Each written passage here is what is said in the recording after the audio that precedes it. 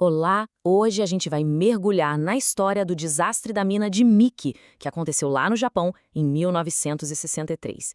E olha, essa é uma catástrofe que vai muito além de uma simples explosão. Foi, na verdade, uma sequência de decisões fatais que acabaram criando uma tragédia de proporções gigantescas.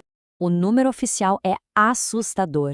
Em 9 de novembro de 1963, 458 mineiros perderam a vida.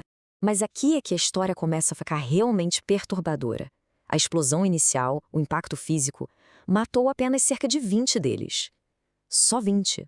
E aí que entra a grande questão, o verdadeiro mistério por trás do desastre de Milk.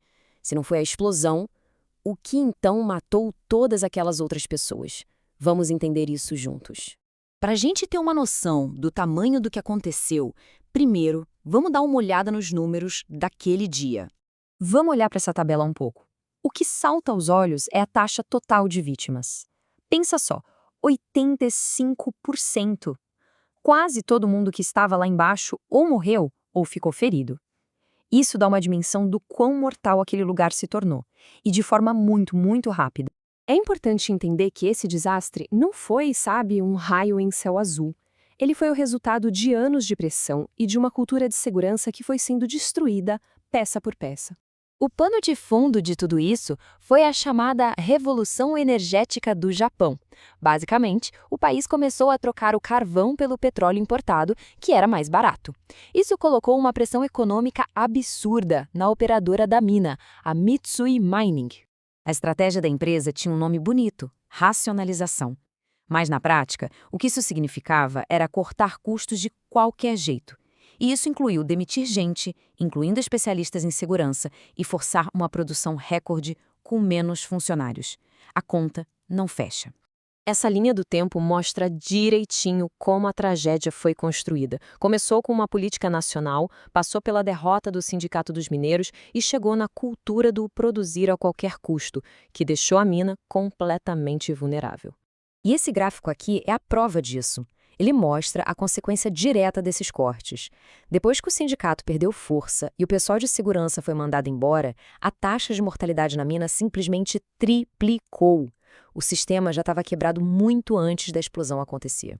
Ok, agora vamos para o momento do incidente. Vamos ver como uma falha mecânica, algo que poderia acontecer, se transformou num verdadeiro massacre químico. Tudo começou com algo relativamente simples. Uma peça de um trem de vagões se quebrou. Só que o pó de carvão, que deveria ser controlado, estava acumulado por toda parte. Ele se tornou o combustível perfeito para uma explosão gigantesca que, por sua vez, criou uma quantidade letal de monóxido de carbono. Pois é, e foi aqui que um erro de gestão selou o destino de centenas de mineiros. O procedimento padrão em qualquer mina do mundo seria parar ou reverter os ventiladores para não espalhar o gás tóxico. Mas em Miyake, a decisão foi o oposto. Manteve tudo funcionando a todo vapor. Com essa decisão, a fonte de ar fresco virou uma arma.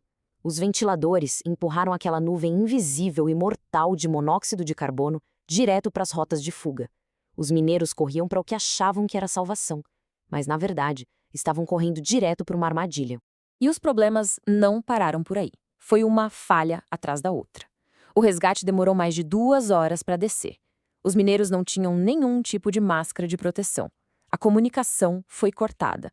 E para piorar, a gestão vivia dizendo que uma explosão daquelas era impossível de acontecer ali.